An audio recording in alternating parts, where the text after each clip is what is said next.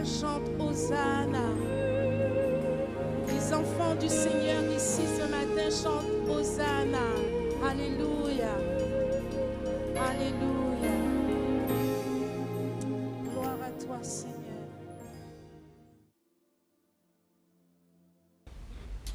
Voilà, bonsoir frères et sœurs.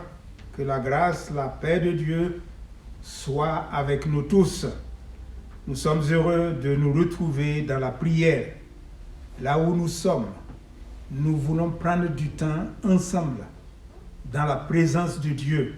Nous voulons intercéder, nous voulons demander, nous voulons reconnaître qu'il est Dieu et qu'il est digne d'être adoré. Que son nom soit béni. Et ce soir, je vous propose deux textes. Le premier texte se trouve dans le psaume 46, verset 11. Psaume 46, verset 11, où il est dit « Arrêtez et sachez que je suis Dieu. Je domine sur les nations, je domine sur la terre. L'Éternel des armées est avec nous, le Dieu de Jacob est pour nous une haute retraite. Amen. » La deuxième lecture que je vous laisserai lire se trouve dans l'Ancien Testament, toujours Genèse chapitre 28, du verset 10 au verset 22. Il s'agit de l'histoire de Jacob. Jacob, que nous connaissons un peu l'histoire, où c'était un homme qui faisait tout pour gagner ce qui n'était pas à lui. Il supplantait. C'est un homme qui a trompé son frère, son père, sa mère, pour avoir ce qui revenait à son grand frère. Et Jacob fuyait donc la légitime colère de son frère, parce que son frère n'a pas été content. Il a compris que son petit frère était là pour prendre sa part, son droit d'aînesse. Et Jacob va connaître des moments difficiles. Il va fuir, pressé par la fatigue. Et la nuit, il a dû s'arrêter pour se reposer. Voyez-vous, dans nos vies, il y a des moments où Dieu est obligé de nous arrêter. Et là, dans ce moment d'arrêt, Dieu commença à se révéler à Jacob. Dieu commence à parler. Dieu commence à se manifester.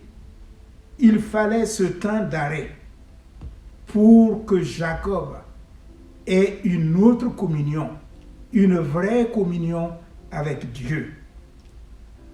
Béni pour cet homme qui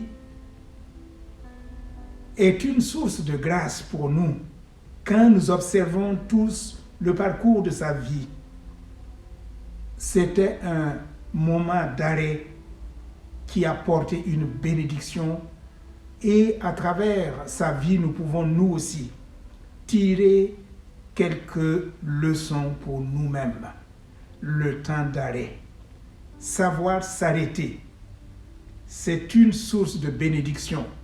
Savoir ne pas seulement courir pour les choses qui passent, mais savoir s'arrêter pour le Seigneur, savoir s'arrêter pour s'engager dans l'œuvre de Dieu, savoir s'arrêter pour utiliser les dons que Dieu met à notre disposition pour que nous soyons source de bénédiction, savoir s'arrêter pour que Dieu puisse nous parler. Dans Osée, il est dit « Je l'amènerai au désert et là je parlerai à son cœur ». Il y a des moments semblables où nous courons, nous essayons par nos propres forces, par notre propre connaissance, par ce que nous avons reçu, et nous voulons atteindre le but par nos propres moyens. Mais Dieu dit non. Ce n'est pas par le moyen charnel, comme il a fait pour Jacob. Tu fuis de devant la face de ton frère, mais arrête-toi pour que je puisse parler à ton cœur, pour que tu puisses connaître que je suis Dieu. Et c'est ce que le psalmiste nous rappelle. Savoir s'arrêter, arrêter pour connaître, pour découvrir la grandeur de Dieu. Il fallait se taire pour Jacob, et pour nous aussi, il nous faut de temps en temps que Dieu nous donne un arrêt. Je pense à ce temps actuellement que nous traversons, qui a été un arrêt, pas volontairement, pas parce que c'était programmé. L'humanité ne s'attendait pas que durant cette année 2020, il y ait un arrêt total et que rien ne bouge et que les villes se vident. Il a fallu se taire pour que nous puissions comprendre que la vie ne nous appartient pas. C'est Dieu qui reste le maître. Arrêtez et sachez que je suis Dieu. Est-ce que ce temps d'arrêt a été profitable pour nous spirituellement, a été profitable pour nous dans notre marche avec le Seigneur? Est-ce que ce temps d'arrêt nous a apporté une croissance dans la prière, croissance dans la méditation de la parole de Dieu, croissance dans l'amour pour Jésus, croissance pour les perdus, avoir l'amour pour les perdus? Est-ce que ce temps a été un bienfait pour notre vie? Le psalmiste dit, je domine sur les nations, je domine sur la terre. C'est Dieu qui domine sur tout.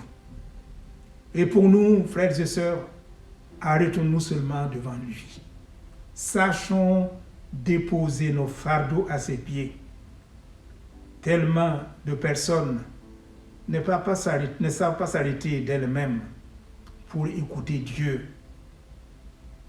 Alors, il arrive souvent que dans son amour et dans sa grâce, Dieu nous arrête afin de pouvoir nous faire voir qui nous sommes d'abord nous-mêmes et ce qu'il a déposé en nous et ce qu'il attend de nous pour que nous puissions le servir avec zèle. Là où ils cherchent à parler à leur cœur, eh bien, n'attendez pas trop longtemps. Acceptez de vous arrêter. N'attendons pas que Dieu soit obligé de nous arrêter, mais sachons prendre du temps. Un temps d'arrêt avec lui. Un temps que nous avons devant nous à notre disposition pour dire, Seigneur, ce temps ne m'appartient pas. C'est ton temps. Mettre du temps dans la méditation de la parole de Dieu. Nous sommes seuls et nous pouvons prendre du temps pour lire la Bible, la parole de Dieu, du temps pour intercéder, pas seulement pour nous-mêmes, pour le salut des nôtres, pour ceux qui ne connaissent pas le Seigneur, qui ont besoin de connaître l'amour de Dieu. Il nous faut prendre du temps pour cela. Il nous faut aussi prendre du temps pour les perdus que nous côtoyons chaque jour. Il nous faut prendre du temps dans la prière pour que la grâce et l'amour de Dieu se manifestent, que Dieu se révèle, pour qu'ils sachent qu'il y a un Dieu qui domine sur la terre, qui domine sur les nations. Que Dieu nous accorde encore davantage de nous approcher plus de lui, de pouvoir nous arrêter à ses pieds et de pouvoir dire, Seigneur, me voici. Agis à travers ma vie. agis à travers mon existence, que je sois utile entre tes mains, que je sois utile dans ta maison, que je sois utile dans ton service, que je sois utile là où tu m'as placé, que je sois utile pour les frères, pour les sœurs, pour ma propre famille.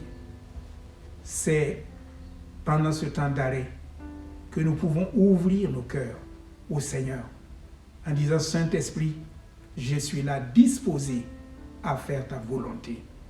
Pas la mienne, mais ce que toi tu voudras.